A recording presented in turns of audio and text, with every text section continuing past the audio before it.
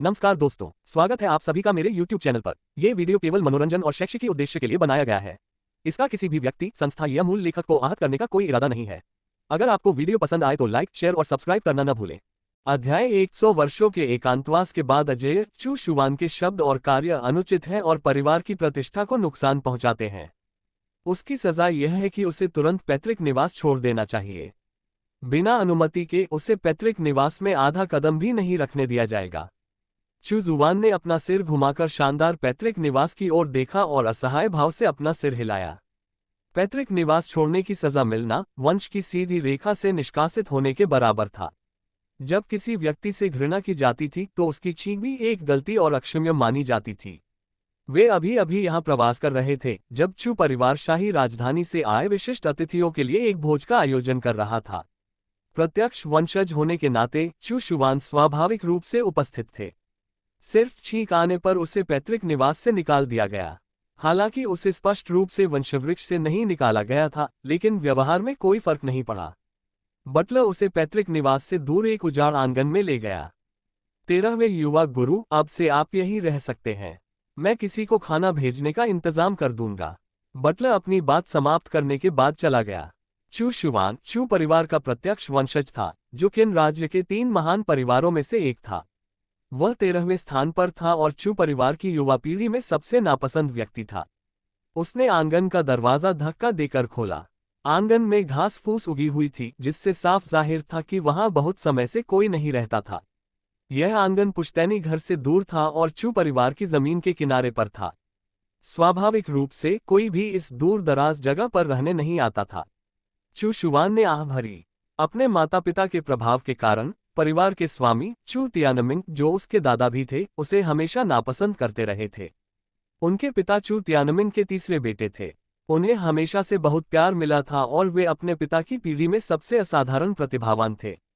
हालांकि उनके पिता ने चू तियानमिंग द्वारा तय किए गए विवाह अनुबंध को तोड़कर चू जुवान की मां से विवाह कर लिया था, जो एक ऐसी महिला थी जिनका कोई खास पारिवारिक इतिहास नहीं था। चू तियानमिंग इस बात से लगभग क्रोधित हो गया था। 3 साल पहले चू शुवान के माता पिता बिना किसी सुराग के घर छोड़कर चले गए थे। तब से चू शुवान की हालत और भी बदतर हो गई। उसके दादा चू तियानमिंग उसे देखते ही नाराज हो जाते थे। आखिरकार आज वह इसे और नहीं रोक सका। जो वह नहीं देख सकता उससे उसे कोई परेशानी नहीं होगी, यह मानसिकता अपनाते हुए उसने अंततः चू शुवान को पैतृक घर से बाहर निकाल दिया। यह एक कुलीन परिवार का नाटकीय नाटक था। चू जुवान अवाक रह गया। हालांकि वह कुछ भी नहीं बदल सकता था। यह पहले से ही काफी अच्छा था कि उसके पास अभी भी रहने के लिए जगह थी।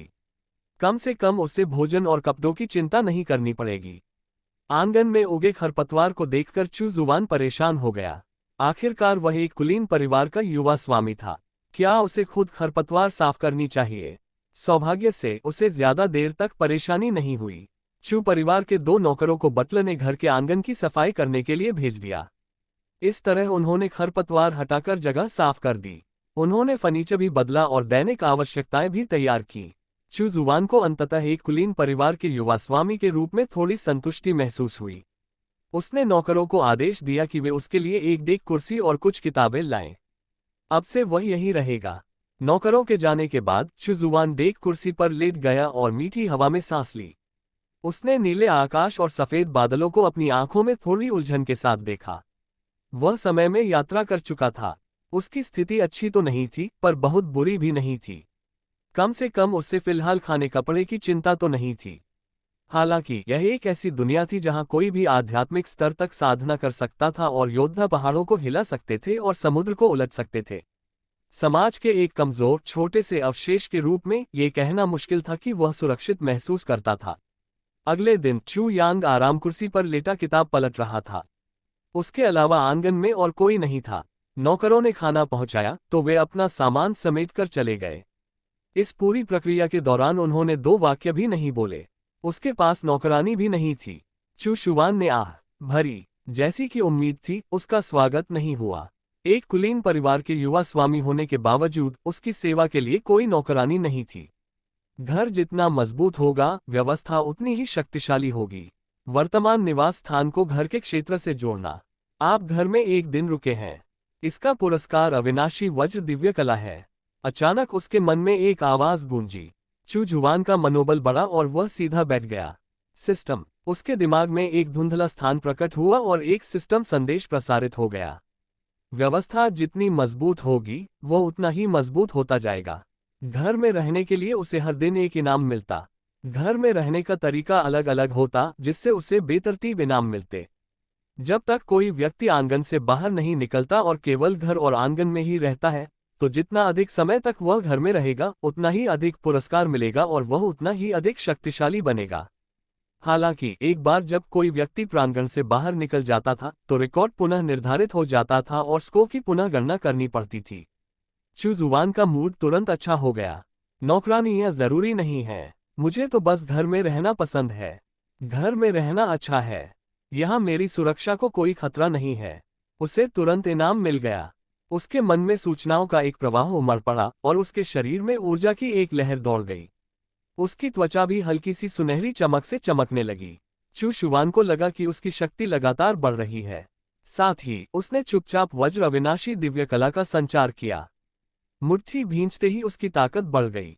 ये खास तौर पर उसकी रक्षात्मक शक्ति के लिए सच था जो नश्वर जगत के शिखर पर पहुंच गई थी। वज्र अविनाशी दिव्य कला तकनीक नश्वर लोक की एक सर्वोच्च रक्षात्मक तकनीक थी। फिर भी इस लोक में इसे अत्यधिक शक्तिशाली नहीं माना जाता था।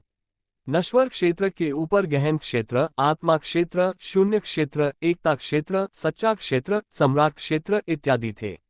नश्वर क्षेत्र सबसे बुनियादी क्षेत्र था।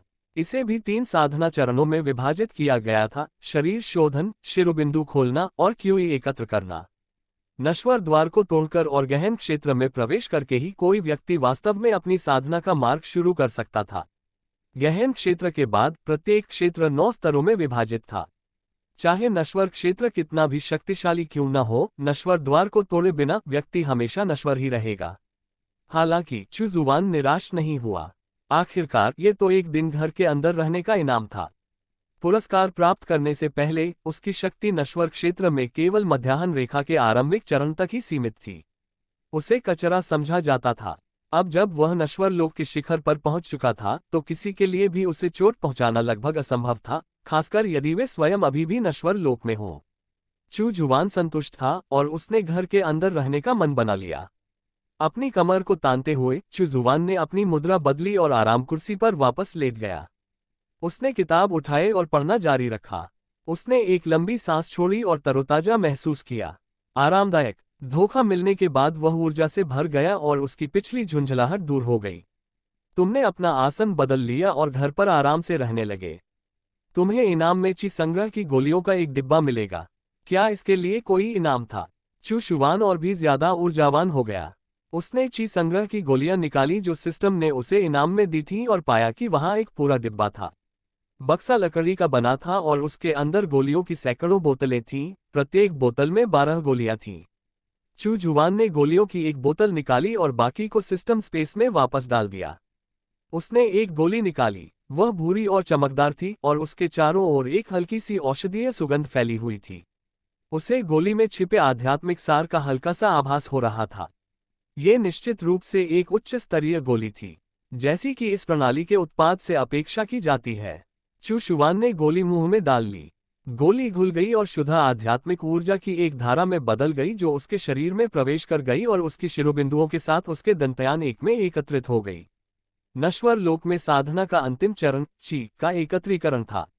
जब क्यूई का संग्रह पूर्ण हो जाता था और किसी के शरीर के चारों ओर प्रसारित हो जाता था तो इसका अर्थ था कि वह नश्वर क्षेत्र के शिखर तक पहुंच गया था।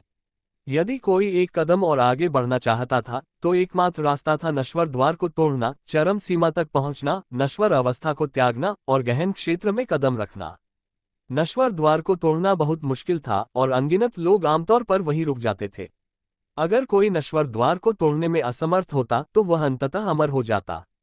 चू जुआन ने क्यूई इकट्ठा करने वाली एक गोली ली और महसूस किया कि आध्यात्मिक ऊर्जा उसके डेंटियन में भर गई है। यह उसकी मेरिडियन के चारों ओर घूम गई और उसका शरीर एक हल्की सुनहरी रोशनी से चमक उठा। वज्र अविनाशी दिव्य कला प्राप्त करने के बाद वह अपनी शिरोबिंदुओं को खोलने से लेकर क्यूई एकत्रीकरण तक की सफलता प्राप्त करने में सफल रहे। क्यूई एकत्रण गोली के साथ वह अपनी क्यूई को पूर्णता तक एकत्रित करने और नश्वर शिखर तक पहुंचने के लिए अपनी साधना को स्थिर करने में सक्षम हो गया। हालांकि यह ऐसी समस्या नहीं थी जिसका समाधान सिर्फ ची संग्रह की गोली खाकर हो सकता था। इसका एकमात्र उपाय था नश्वर द्वार को तोड़कर रहस्य का द्वार खोलना। चू शुआन को कोई जल्दी नहीं थी।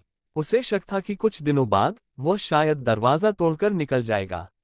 अध्याय 22 ड्रैगन पायथन स्पिरिट फिस्ट और 1 वर्ष की साधना। चू शुआन ने दिन का ज्यादातर समय आराम कुर्सी पर लेटे लेटे पढ़ते हुए बिताया। उसने कई बार अपनी पोजीशन बदली लेकिन उसे कोई सिस्टम रिवॉर्ड नहीं मिला।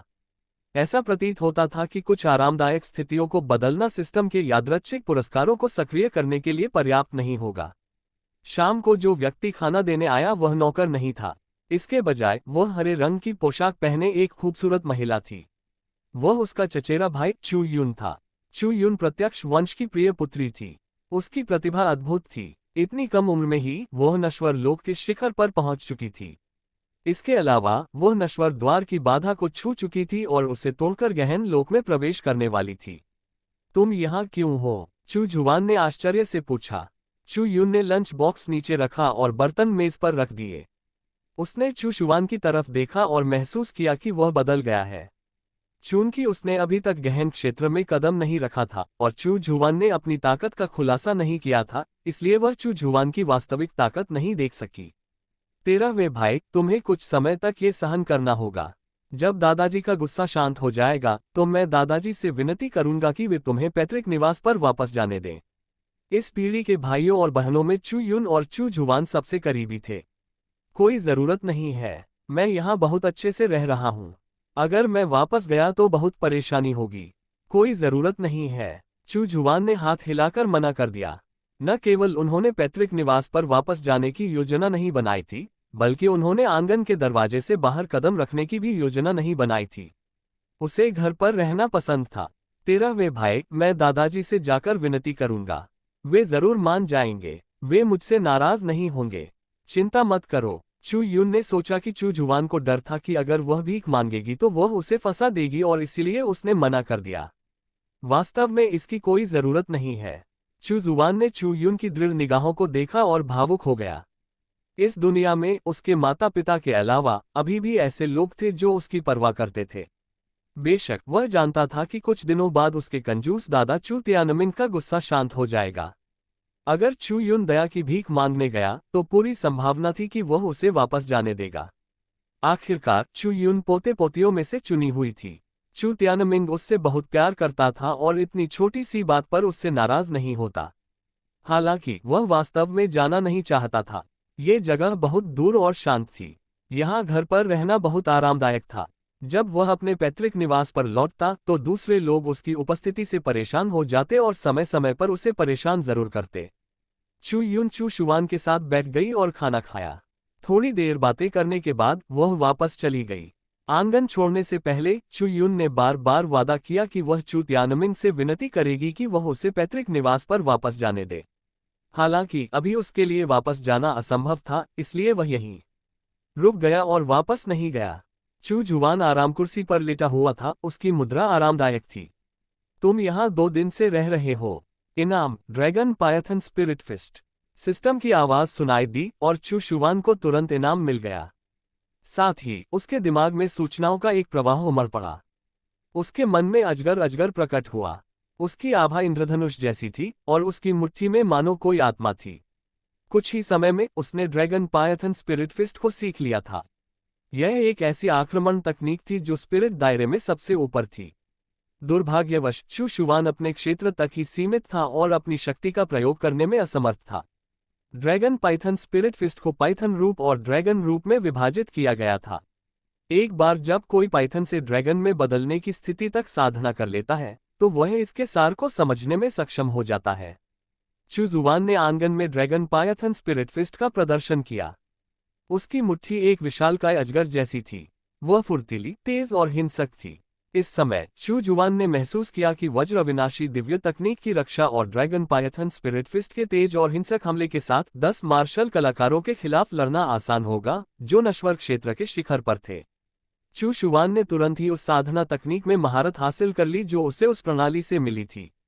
अगर उसका क्षेत्र काफी ऊंचा होता तो वह ड्रैगन रूप का इस्तेमाल कर सकता था। हालांकि यदि वह ड्रैगन रूप का उपयोग करना चाहता था तो उसे कम से कम गहन क्षेत्र के 7वें स्तर पर होना होगा। इसके अलावा यदि वह ड्रैगन पायथन स्पिरिट फिस्ट की शक्ति को पूरी तरह से प्रदर्शित करना चाहता था तो उसे आत्मा के दायरे में होना होगा। ड्रैगन पायथन स्पिरिट फिस्ट निश्चित रूप से चू परिवार के धर्मग्रंथ मंडप में शीर्ष तकनीकों में से एक थी। चू जुवान को लगा कि वह 2 या 3 दिन और घर के अंदर रहने के बाद गहन क्षेत्र में प्रवेश करने में सक्षम हो जाएगा। घर के अंदर रहने के तीसरे दिन इनाम के रूप में एक खंजर मिला। प्रेत खंजर। इस खंजर में लोगों के दिमाग को भ्रमित करने की क्षमता थी। अगर कोई खंजर को देखे तो ऐसा लगेगा जैसे उसे खंजरों की परतें दिखाई दे रही हों, जिससे ये पहचानना असंभव हो जाता था कि असली खंजर कौन सा है। यदि इसका प्रयोग आक्रमण में किया जाता तो ये शत्रु को भ्रमित करने के लिए अनगिनत खंजर उत्पन्न कर देता। इसे एक बहुत अच्छा हथियार माना जा सकता है। चौथे दिन चू शुवान अभी भी आराम कुर्सी पर लेटा हुआ पड़ रहा था। उसे लगा कि चूंकि उसने आंगन में ही रहने और बाहर न जाने का फैसला किया था, इसलिए उसे अपनी मनस्थिति को नियंत्रित करना होगा और बेचैन नहीं होना होगा। पढ़ना निस्संदेह उनके मन को शांत करने और यह सुनिश्चित करने का एक अच्छा तरीका था कि वे बाहरी मामलों से प्रभावित न हों। वह अजीब किताबें पढ़ रहा था। पुस्तकों में दक्षिणी क्षेत्र की विचित्र कहानियां दर्ज थीं, जिनमें कुछ ऐतिहासिक घटनाएं भी शामिल थीं। उदाहरण के लिए इसने दक्षिणी क्षेत्र के 9 देशों में हुए परिवर्तनों का दस्तावेजीकरण किया। इसमें यह भी दर्ज किया गया कि इन वर्षों में कौन से राजवंश नष्ट हो गए और कौन से राजवंश उभरे। किन साम्राज्य दक्षिणी क्षेत्र के 9 देशों में से एक था। किन साम्राज्य कभी एक शक्तिशाली राजवंश था। अंततः किन, चू, हे और झाओ राजवंशों के संयुक्त प्रयासों से इसका नाश हो गया। इस प्रकार वर्तमान किन साम्राज्य अस्तित्व में आया। किन परिवार सबसे शक्तिशाली था और वर्तमान में किन साम्राज्य का शाही परिवार था। चू, हे और झाओ परिवार किन साम्राज्य के 3 प्रमुख कुलीन परिवार थे। दक्षिणी क्षेत्र के 9 देशों में केवल किन साम्राज्य ही एक ऐसे राजवंश का था जहां 4 परिवार मिलकर शासन करते थे। किन परिवार में अन्य 3 प्रमुख कुलीन परिवारों को पूरी तरह से एकीकृत करने की शक्ति नहीं थी। इसके अलावा उनके पूर्वजों के बीच के रिश्ते और पीढ़ियों के बीच विवाह के कारण उन्हें अलग करना मुश्किल था। इसके अलावा एक साझा दुश्मन के साथ गृह कलह केवल विनाश की ओर ले जाएगा। इसलिए चाहे किन का शाही परिवार कितना भी महत्वाकांक्षी क्यों न हो, वे केवल इस तथ्य को स्वीकार कर सकते थे कि चारों परिवार मिलकर शासन करें, जबकि किन परिवार ही प्रमुख हो। आप 4 दिन तक घर के अंदर रहे और आपको 1 साल की साधना का इनाम मिला। चौथे दिन का इनाम जल्द ही आ गया और चू शुवान का उत्साह जाग उठा। 1 साल की साधना। 1 वर्ष की साधना प्राप्त करने के बाद वह गहन क्षेत्र में प्रवेश करने वाला था। उसे तुरंत इनाम मिल गया। उसे बस शक्ति का एक उभार महसूस हुआ। उसकी ताकत तुरंत बढ़ गई, मानो उसने कोई बेड़ी तोड़ दी हो। हालांकि वह गहन क्षेत्र तक नहीं पहुंच पाया। उनके सार, क्यूई और आत्मा में केवल उदात्तीकरण की भावना थी। ऐसा लग रहा था मानो अगला कदम उसे एक जबरदस्त बदलाव से गुजरने पर मजबूर कर देगा। ये खास तौर पर उसकी आध्यात्मिक इच्छाशक्ति के लिए सच था, जो मूर्त रूप ले सकती थी। चू शुवान ने अपने शरीर में हो रहे बदलावों को ध्यान से महसूस किया। 1 साल की साधना का फल उसे गहन क्षेत्र तक पहुंचने में मदद नहीं कर सका। हालांकि इसने वास्तव में उसके दायरे को नश्वर दायरे की सीमाओं तक धकेल दिया। उसे यह एहसास था कि एक बार जब वह गहन क्षेत्र में प्रवेश कर जाएगा तो उसकी ताकत और आधार गहन क्षेत्र के सामान्य मार्शल कलाकारों से कहीं अधिक होगा। ऐसा इसलिए था क्योंकि वह पहले ही नश्वर लोक के शिखर पर पहुंच चुका था और आगे नहीं बढ़ पा रहा था। उसने एक और छोटी सी सफलता हासिल की थी और सचमुच नश्वर लोक के शिखर पर पहुंच गया था। आधा कदम गहन क्षेत्र। चू जुवान को नहीं पता था कि उसके वर्तमान क्षेत्र को अर्धचरण गहन क्षेत्र कहा जा सकता है या नहीं। वह ये जानता था कि उसकी वर्तमान शक्ति पहले ही नश्वर क्षेत्र के शिखर से काफी आगे निकल चुकी थी। सामान्यतः एक बार नश्वर लोक के शिखर पर पहुंच जाने के बाद कोई व्यक्ति आगे नहीं बढ़ सकता। उसे नश्वर द्वार को समझना होगा, नश्वर द्वार की बाधा को छूना होगा और अंततः द्वार को तोड़कर गहन लोक में प्रवेश करना होगा। तभी वह और अधिक शक्तिशाली बन सकेगा। हालांकि चू जुवान ने ऐसी स्थिति के बारे में कभी नहीं सुना था जहां कोई एक कदम आगे बढ़ सकता है और नश्वर क्षेत्र के शिखर तक पहुंच सकता है।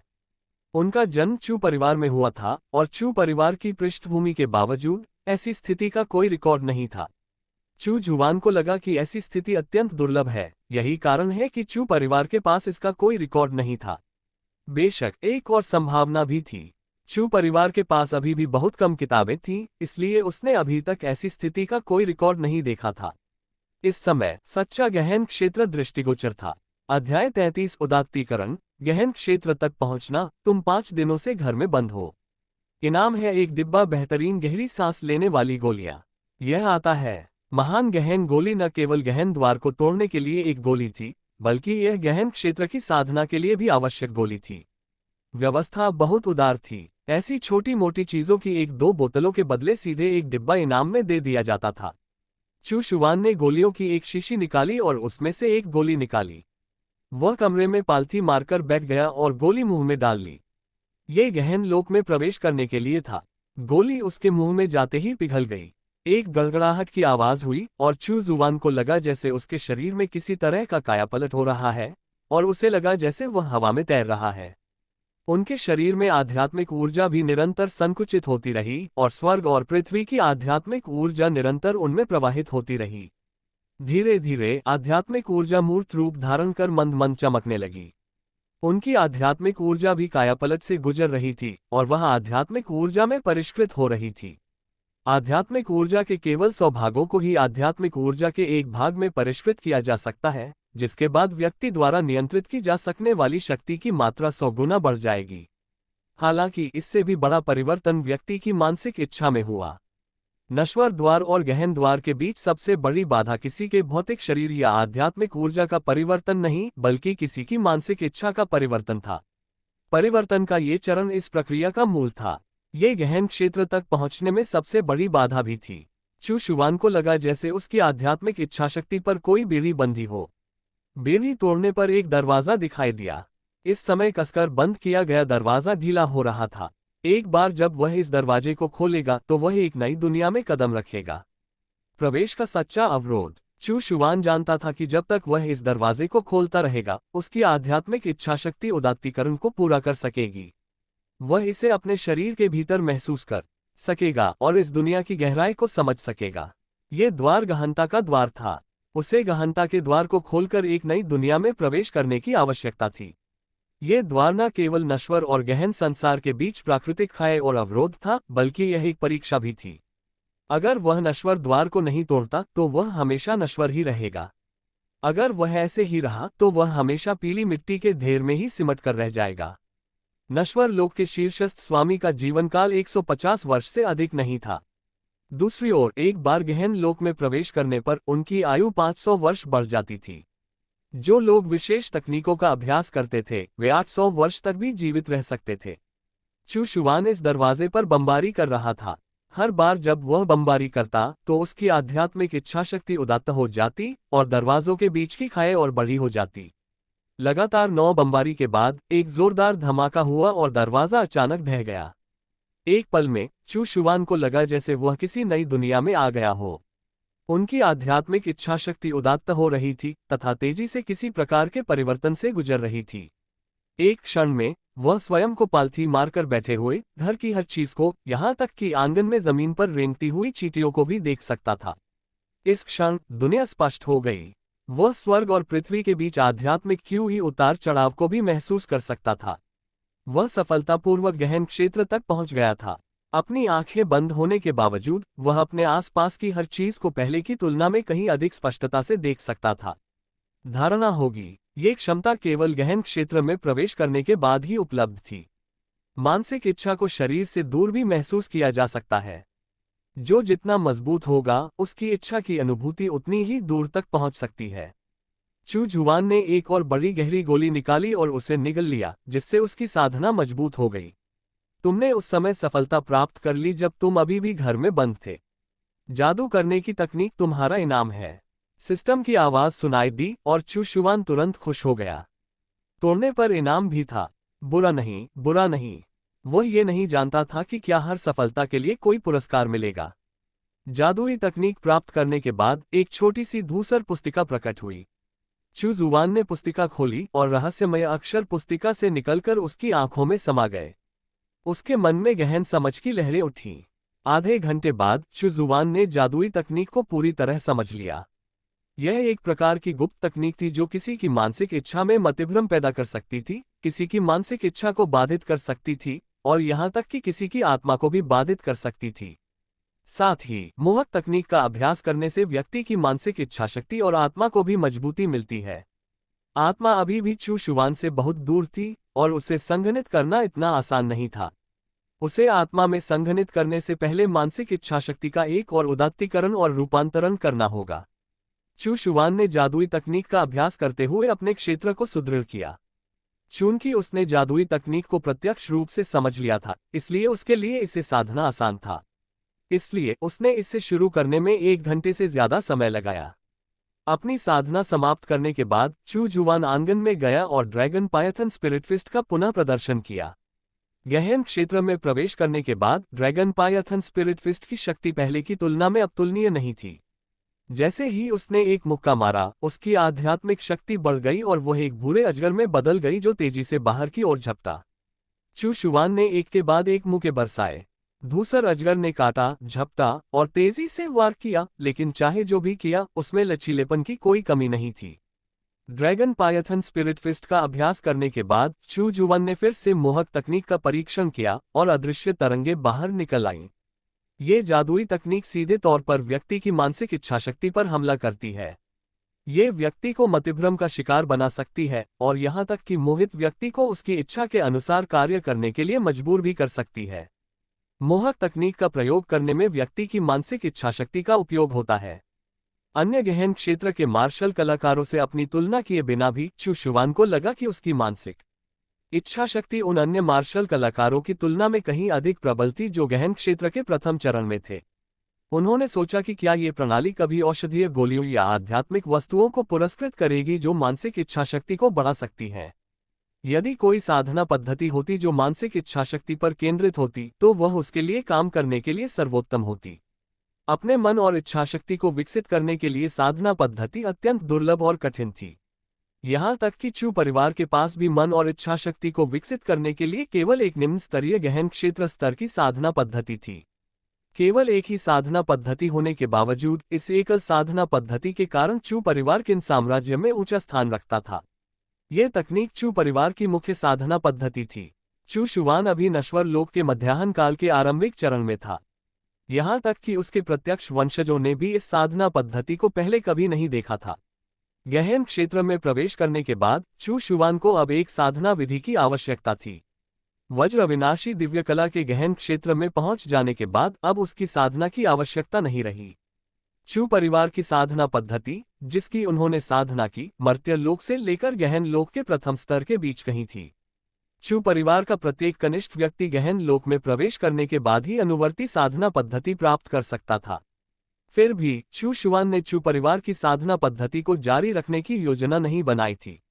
वह उस पद्धति की किसी एक साधना पद्धति का इंतजार करना चाहता था जो निस्संदेह अंततः उसे पुरस्कार के रूप में प्रदान की जाएगी। यद्यपि चू परिवार किन साम्राज्य के 3 महान परिवारों में से एक था और बहुत शक्तिशाली प्रतीत होता था, लेकिन वास्तव में यह दक्षिणी क्षेत्र में काफी साधारण था। चू परिवार में प्रत्यक्ष वंश द्वारा अपनाई गई साधना पद्धति केवल उच्च श्रेणी के रहस्यमय सूत्र थे। शून्य लोक से नीचे की साधना पद्धतियों को रहस्यमय सूत्र कहा जाता था। इन्हें उच्च श्रेणी, मध्यम श्रेणी और निम्न श्रेणी में विभाजित किया गया था। शून्य क्षेत्र के बाद एकता क्षेत्र, सच्चा क्षेत्र और सम्राट क्षेत्र था। सच्चे क्षेत्र से नीचे की साधना तकनीकों को सच्चा शास्त्र कहा जाता था। हालांकि प्रत्येक तकनीक की व्यक्तिगत शक्ति अलग अलग थी, फिर भी उनसे जुड़ा कोई विशिष्ट शक्ति स्तर नहीं था। सच्चे धर्मरथों से ऊपर सम्राट के धर्मरथ थे। चू जुआन ने महसूस किया कि कम से कम उसे सम्राट के धर्मरथों का अध्ययन करना चाहिए।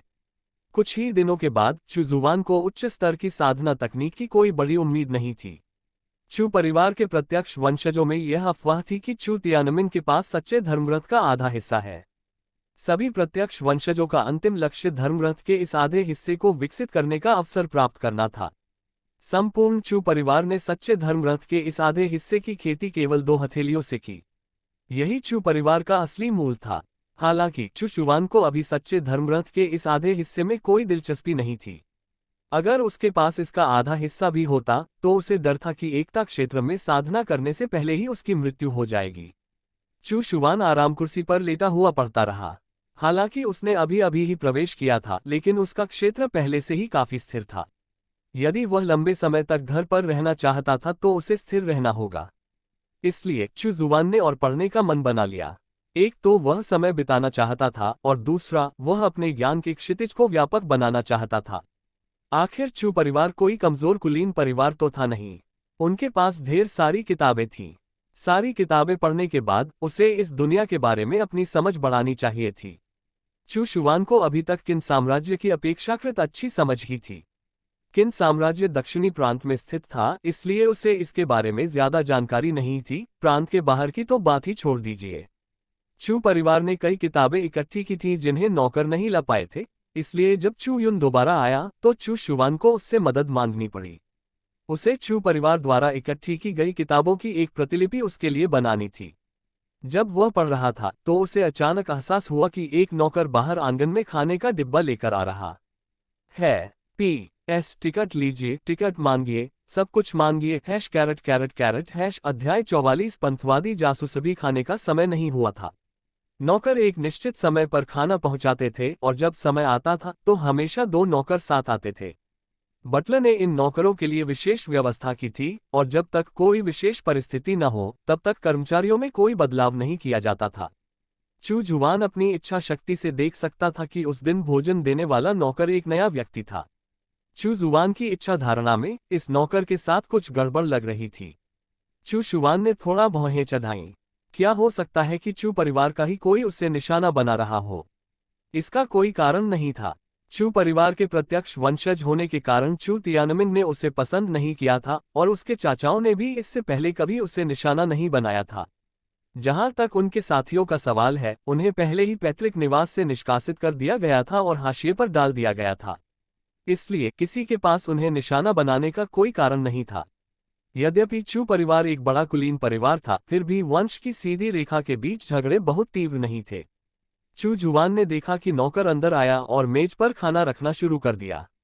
उसने अपनी इच्छाशक्ति का प्रयोग करते हुए मेज पर रखे भोजन को देखा और पाया कि भोजन के अंदर कुछ छोटे छोटे कीड़ों के अंडे मिले हुए थे। यदि वह गहन क्षेत्र में प्रवेश नहीं करता तो उसे भोजन में मिले कीटों के अंडों का पता निश्चित रूप से नहीं चलता।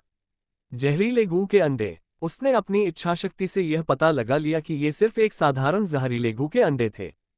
चू शुआन के लिए, जो अब गहन लोक में था, यह कोई खतरा नहीं था। दूसरा पक्ष उसे मारना नहीं चाहता था, बल्कि उसे नियंत्रित करना चाहता था। 13वें युवा मास्टर, खाने का समय हो गया है। नौकर द्वारा भोजन रख देने के बाद वह अपना सिर नीचे करके एक ओर चला गया। चू शुआन अभी भी आराम कुर्सी पर लेटा हुआ था। उसने नौकर की तरफ देखा और कहा, ये युवा मालिक किसी बात को लेकर बहुत उत्सुक है। आज तुम्हें किसने आने को कहा? हम। नौकर दंग रह गया और चू शुआन की ओर देखने लगा। यह मुख्य बटलर का आदेश था। मुख्य बटलर ही चू शुआन को यहां लाया था। वह चू तियानमिन का विश्वासपात्र होने के साथ साथ चू परिवार के पैतृक निवास का मुख्य बटलर भी था। चू जुआन ने इस सेवक पर जादुई तकनीक आजमाने का फैसला किया। एक सेवक जो अभी अभी नश्वर लोक के क्यूई एकत्रीकरण चरण में पहुंचा था, वह निश्चित रूप से जादुई तकनीक के नियंत्रण का विरोध नहीं कर पाएगा। ऐसा कहते ही चू शुआन ने तुरंत अपनी आध्यात्मिक इच्छाशक्ति जुटाई और जादुई तकनीक का प्रयोग किया। कुछ ही क्षणों बाद एक अदृश्य तरंग ने सेवक की इच्छाशक्ति पर आक्रमण कर दिया।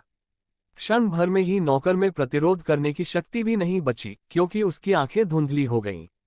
बताओ, तुम कौन हो? तुम्हें यहां आने के लिए किसने कहा? चू शुआन की आंखों में एक ठंडी चमक चमक उठी। नौकर को चाहे किसी ने भी आदेश दिया हो, उसे नुकसान पहुंचाने की हिम्मत करने वाले को माफ नहीं किया जाएगा। चू जुआन उतना ताकतवर नहीं था, इसलिए उसे अभी तो ये सब सहना पड़ा। लेकिन एक बार ताकतवर हो जाने पर वह अपराधी को तुरंत मार डालेगा। मैं एक पंथवादी हूं। मुझे यहां आने के लिए किसी ने नहीं कहा। मुझे तो बस तुम्हें नियंत्रित करने और विधर्मी बुजुर्गों का अनुग्रह पाने का एक मौका मिला, इसीलिए मैं यहां आया हूं। पंथवादी संप्रदाय किन साम्राज्य में सबसे अराजक कारक था और इसके पीछे की ताकत दुष्ट शाही न्यायालय था। दुष्ट शाही दरबार दक्षिणी क्षेत्र का एक बहुत ही खास देश था। इसके इलाके में हर कोई दुष्ट कलाओं का अभ्यास करता था और देश में ज्यादा कानून लागू नहीं होते थे। हर दिन दुष्ट साधक शक्तिशाली बनने के लिए एक दूसरे से लड़ते और एक दूसरे को खा जाते थे। दुष्ट शाही दरबार की जनसंख्या किसी भी पड़ोसी देश की तुलना में सबसे कम थी, लेकिन यह अत्यंत शक्तिशाली था और यह अपने पड़ोसियों पर उसी प्रकार नजर रखता था जैसे कोई बाघ अपने शिकार पर नजर रखता है। ये बात विशेष रूप से तब सच थी जब उसने दुष्ट शाही दरबार के दुष्ट राजा के वंश पर मजबूती से नियंत्रण कर रखा था। राजा की शक्ति कल्पना से परे थी, अन्यथा वह उस क्षेत्र के सभी दुष्ट साधकों पर शासन कैसे कर सकता था। दक्षिणी क्षेत्र के 8 देशों में दुष्ट पंथ थे। ये पंथ या तो दुष्ट शाही दरबार के दुष्ट साधकों द्वारा बनाए गए थे या फिर दुष्ट शाही दरबार द्वारा प्रत्येक क्षेत्र में विकसित किए गए दुष्ट साधक थे। ये पंथवादी गुप्तचर थे और छिपने के साथ साथ हत्या करने में भी माहिर थे। वे प्रत्येक देश की सीमाओं के भीतर सबसे अस्थिर कारक थे। पंथवादी खुद को संत नहीं कहते थे जैसा कि कुछ खास गुट करते थे, बल्कि वे खुद को पंथवादी कहते थे। पंथ ऐसे लोगों का समूह होते थे जो बुरी तरकीबें अपनाते थे। वे जानते थे कि वे सभी बुरे लोग हैं, इसलिए उन्होंने कभी खुद को संत कहने की जहमत नहीं उठाई।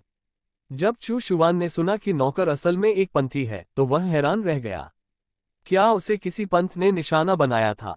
नहीं, फिलहाल केवल इस पंथवादी को ही उसे निशाना बनाना चाहिए। चू परिवार में वास्तव में एक पंथवादी जासूस ने घुसपैठ कर ली थी। क्या यह हो सकता है कि पंथ चू परिवार पर हमला करने जा रहा था? यदि यह सिर्फ एक पंथ था तो चू परिवार की ताकत इससे निपटने के लिए पर्याप्त थी। चू जुवान को इस बात की चिंता थी कि दुष्ट शाही दरबार विशेष रूप से चू परिवार या संभवतः किन साम्राज्य को निशाना बना रहा था और उन पर हमला करने की तैयारी कर रहा था। इस अवस्था में वह चू परिवार को कुछ भी नहीं होने दे सकता था। अगर चू परिवार को कुछ हो गया तो वह घर पर रहकर कैसे मजबूत बन सकता था? उसे नहीं पता था कि चू परिवार में कितने दुष्ट पंथ के जासूस घुस आए हैं। इसलिए उसे अपने घटिया दादा चू तियानमिंग को चू परिवार की पूरी जांच पड़ताल करने और छिपे हुए जासूसों का पता लगाने की याद दिलानी पड़ी। पूछताछ के बाद चू जुवान ने राहत की सांस ली। ये ऑपरेशन इस दुष्ट पंथ के अनुयायी ने अपनी पहल पर शुरू किया था। उसने चू परिवार के प्रत्यक्ष वंशज चू जुवान को नियंत्रित करने का अवसर देखा, इसलिए वह गुप्त रूप से खुद को नियंत्रित करने और पंथ के बुजुर्गों से श्रेय लेने के लिए तैयार था। हालांकि चू जुवान को एहसास हुआ कि चून की इस पंथवादी को लगा कि अब चू परिवार के प्रत्यक्ष वंशज पर नियंत्रण पाने का अवसर है, तो अन्य पंथवादी भी निश्चित रूप से ऐसा ही महसूस करेंगे। यदि चू परिवार के भीतर वास्तव में अंधेरे क्षेत्र से आए पंथवादी छिपे हुए थे, तो ये परेशानी की बात होगी यदि वे सभी उसे निशाना बनाना शुरू कर दें। इसलिए सुरक्षित और आरामदायक रहने के लिए उसे चू परिवार से छिपे हुए जासूसों से संबंधित मामले की पूरी तरह से जांच करवानी पड़ी। उसे अपने घटिया दादा चू तियानमिन को इसकी सूचना देनी पड़ी। फिर भी वो उसे कैसे सूचित कर सकता था? चू शुआन अपनी असली ताकत उजागर नहीं करना चाहता था। वह अपने आंगन से आधा कदम भी बाहर निकलने की योजना नहीं बना रहा था। इसके अलावा उसे अपनी ताकत छुपानी थी ताकि दुश्मन का ध्यान उस पर न जाए। जब तक वह पर्याप्त रूप से मजबूत नहीं हो गया, उसे अपनी रक्षा करनी थी और जीवित रहना था। ये सोचते ही चू जुवान की भावनाएं उफान पर आ गईं और जादू टोना हिल गया। आखिरकार जादू टोना का प्रयोग पहली बार ही हो रहा था और वह अपनी शक्ति पर ठीक से नियंत्रण नहीं रख पाया। नतीजतन उसने नौकर की इच्छाशक्ति का एक छोटा सा हिस्सा नष्ट कर दिया। ऐसे में चू जुवान के लिए अब जासूस को चू तियानमिन को सौंपना असंभव था, वरना उसे जरूर पता चल जाता कि जासूस की इच्छाशक्ति का एक छोटा सा हिस्सा नष्ट हो चुका है। चू शुआन की ताकत पर सवाल उठेंगे और उसकी असली ताकत सामने आएगी। उसके दादाजी को शायद ये भी शक होगा कि कहीं उसने अपनी ताकत किसी और वजह से तो नहीं छिपाई। जासूस की आध्यात्मिक इच्छाशक्ति का एक छोटा सा हिस्सा नष्ट हो गया था।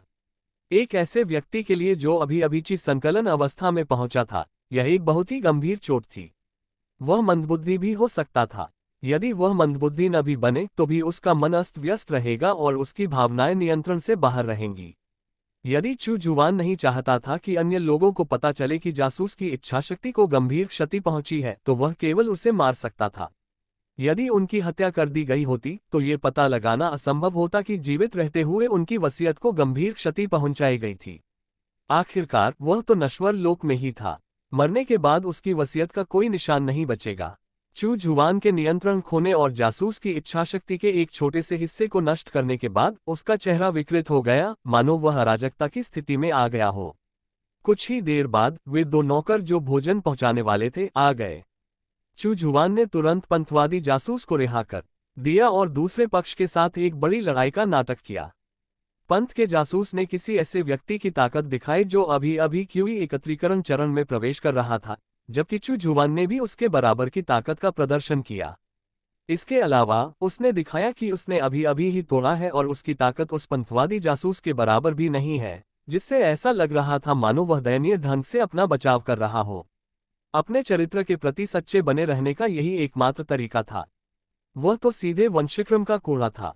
कितनी धृष्टता! 13वें युवा मास्टर पर हमला करने की तुम्हारी हिम्मत कैसे हुई?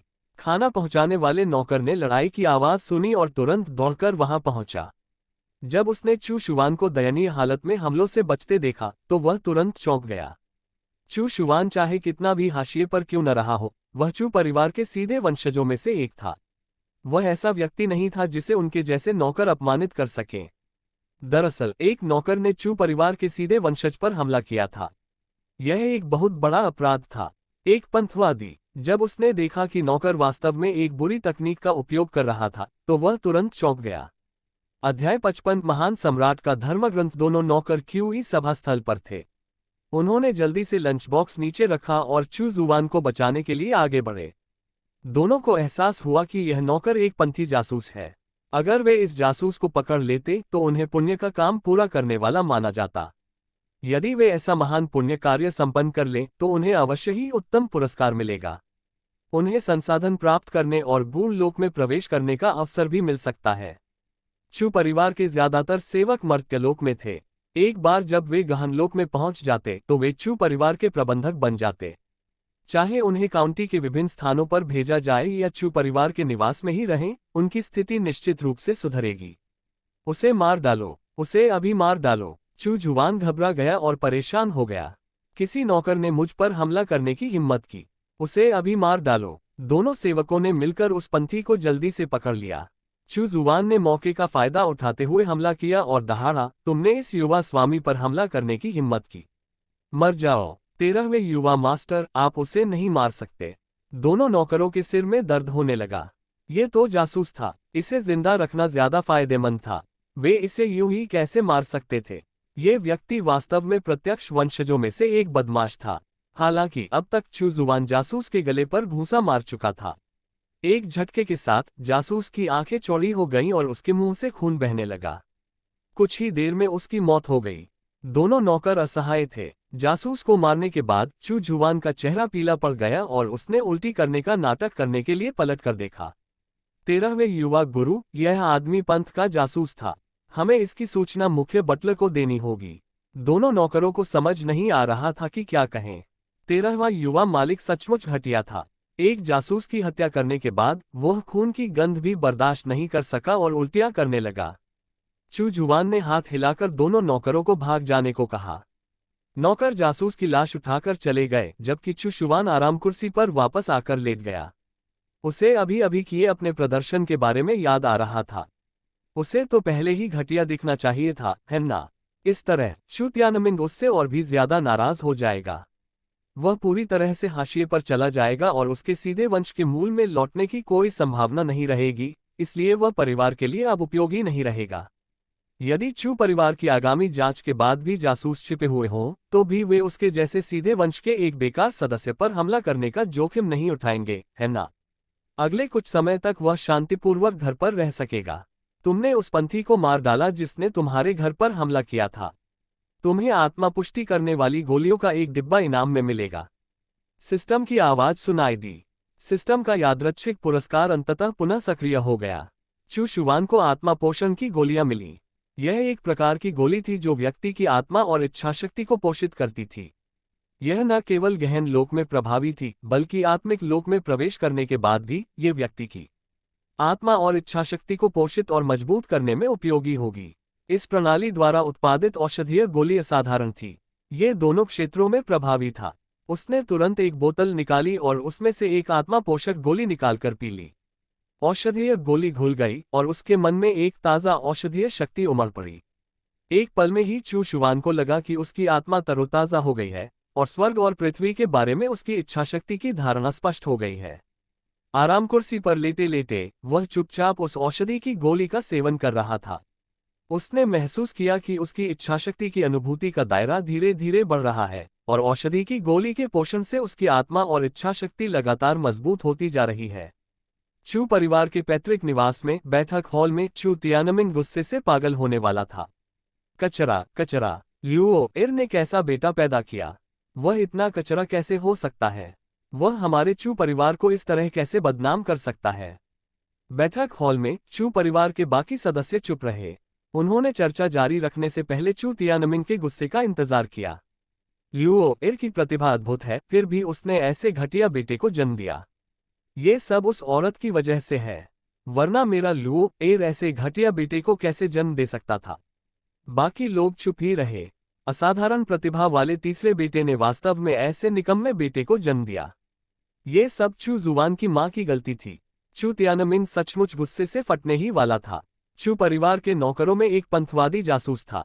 उन्होंने उसे जिंदा पकड़ लिया था, लेकिन आखिरकार चू जुवान ने उस जासूस को मार ही डाला। यद्यपि जासूस को मारने के बाद वह क्रोधित था, लेकिन वास्तव में उसे गुस्सा इस बात से आया कि चू जुवान द्वारा जासूस को मारने के बाद वह वास्तव में खूनी दृश्य को बर्दाश्त भी नहीं कर सका और उल्टी कर दी। वह तो बिल्कुल बेकार था। ऐसा निकम्मा व्यक्ति भविष्य में महान उपलब्धियां कैसे प्राप्त कर सकता है? यही कारण था कि वह पागल था। इस समय चू तियानमिन इस बात पर विचार कर रहा था कि क्या उसे अपनी प्यारी पोती चू यून को चू जुवान से दूर रहने के लिए मजबूर करना चाहिए। क्या होगा अगर चू जुवान का बेकार चरित्र संक्रामक हो? यदि उसकी पोती उससे संक्रमित हो गई और एक बेकार व्यक्ति बन गई, तो ये बहुत बड़ी क्षति होगी।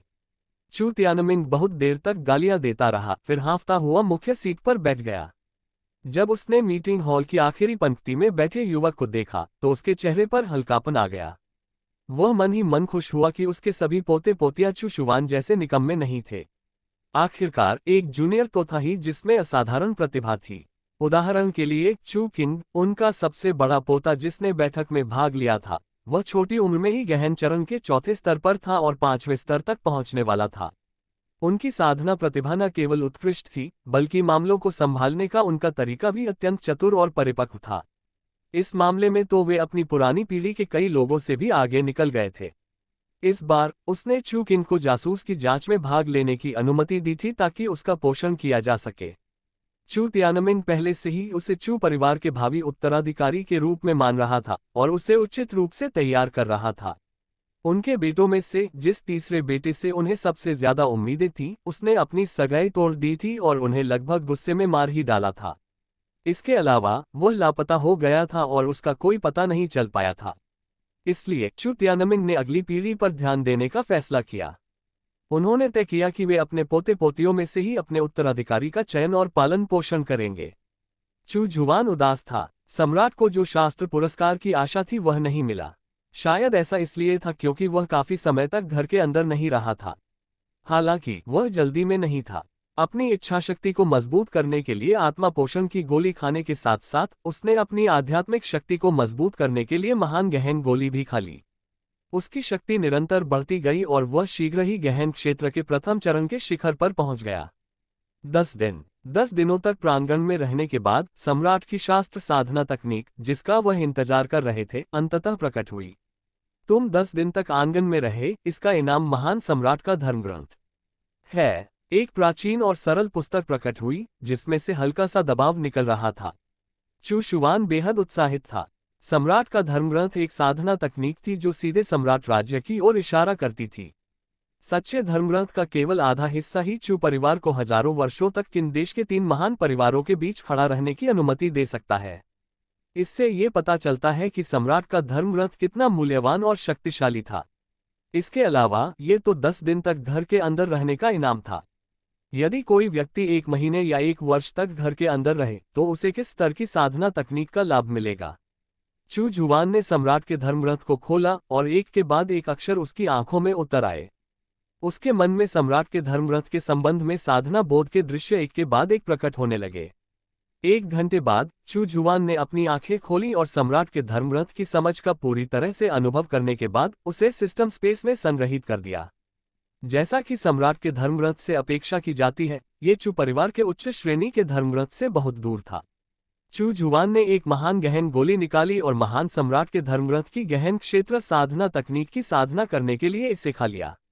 मूलतः वह गहन क्षेत्र के प्रथम स्तर के शिखर पर पहुंच चुका था। महान सम्राट के शास्त्रार्थ के साथ उसकी नींव और भी दृढ़ हो गई और उसका क्षेत्र भी थोड़ा कम हो गया। यद्यपि उसका राज्य थोड़ा कम हो गया था, परंतु उसकी शक्ति लगभग दोगुनी हो गई थी। इस समय जब उसने ड्रैगन पायथन स्पिरिट फिस्ट का उपयोग किया तो उसकी शक्ति और भी अधिक थी और उसके हमले और भी अधिक क्रूर थे। एक महान गहन गोली को शीघ्रता से परिष्कृत किया गया और उसने पाया कि उसके शोधन की गति सम्राट के ग्रंथ की साधना से पहले की तुलना में 3 गुना अधिक तेज थी। एक दिन के बाद चुजुवान गहन क्षेत्र के पहले स्तर के शिखर पर पहुंच गया था और वह दूसरे चरण को तोड़ने के कगार पर था। वह महान गहन गोली एक उच्च कोटि की गहन लोक औषधि थी। इसका कोई दुष्प्रभाव नहीं था और उसकी साधना तेजी से बढ़ी। इसके अलावा चुजुवान के पास प्रणाली थी, इसलिए उसकी साधना का स्तर अस्थिर नहीं होगा। उसे केवल शीघ्रता से आगे बढ़ने की आवश्यकता थी तथा उसे अपने साधना स्तर के अस्थिर होने की चिंता करने की आवश्यकता नहीं थी। चुजुवान एक समस्या पर विचार कर रहा था। भोजन पहुंचाने वाला सेवक कोई गहन क्षेत्र का मार्शल कलाकार नहीं था, इसलिए वह उसके साधना स्तर और शक्ति को भांप नहीं सका। यदि मुख्य बटलर या अन्य गहन मंच मार्शल कलाकार आते तो उनकी ताकत उजागर हो जाती।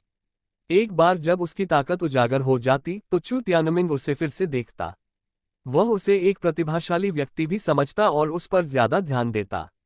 ये वह परिणाम नहीं था जो चुजुवान चाहता था, इसलिए अब उसे अपने साधना स्तर को छुपाने के लिए खजाने या साधना तकनीकों की आवश्यकता थी।